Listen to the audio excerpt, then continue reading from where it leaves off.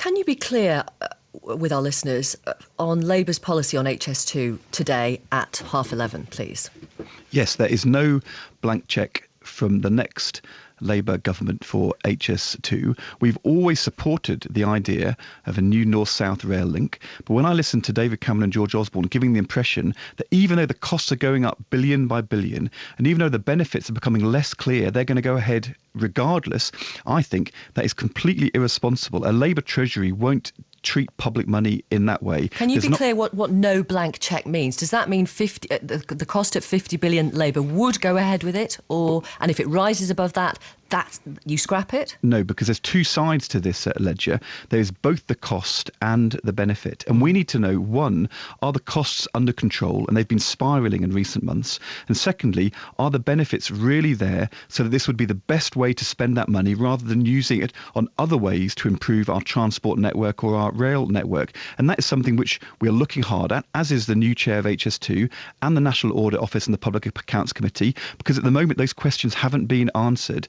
And, once they are, you can be definitive with voters. Absolutely. And if the case is clear, the benefits are strong, it's the best way to spend the money and the costs are under control, at that point, I would be happy to say we'll support it. But what I'm not going to do is say we support it when the costs are rising, the benefits are unclear, and the government are acting like cheerleaders rather than proper stewards of public money. That's not a road I'm going to go down. And well, you did with the Millennium Dome, let's be fair. Well, as you know, Victoria, government and being a grown-up is partly about learning from mistakes. And in the case of the Millennium Dome, that was a Conservative Michael Heseltine vanity project, which the Labour government should have scrapped in 1997 but didn't. And it was a mistake. And I think you should learn from your mistakes. Is HS2 a vanity project then? I'm not saying that at all. What I'm saying is that we need to know the costs are under control and the benefits are real. And if we judged that it wasn't in the national interest, we would not go ahead.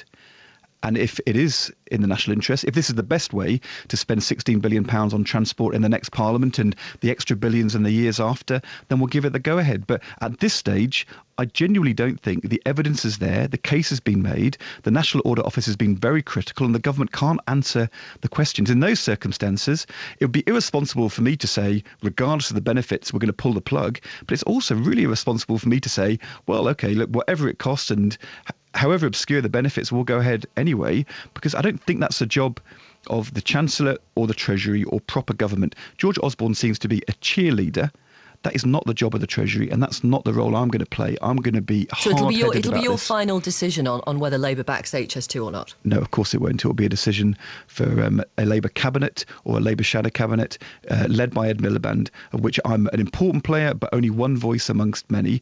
My job, though, is to be absolutely clear. A Labour Treasury will keep a tight grip on costs and always want to know the benefits are there. You're right. There have been times in the past where that wasn't done, the Dome. There's been times in the past where we were hard-headed and said, yes, go ahead with that project, like the Olympics, completely the right thing to do. Even on the Olympics, though, it was the Treasury's job to say, are you sure the costs are under control? Make sure it's managed well, but the benefits were there and real. In the case of HS2, we need to see these benefits. These need to be properly set out. I don't think that case has been won yet. And as I said, a Tory Chancellor being a cheerleader, a Labour Chancellor being disciplined with public money, I think public want discipline on public spending, and that's what I'm going to deliver.